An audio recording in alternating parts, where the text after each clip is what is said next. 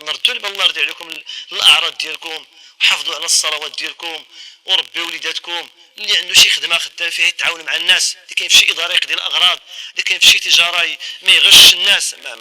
ما تغشوش خوتكم، ما تقلبوش على الربح السريع، وقنعوا داكشي اللي قسم لكم الله تبارك وتعالى.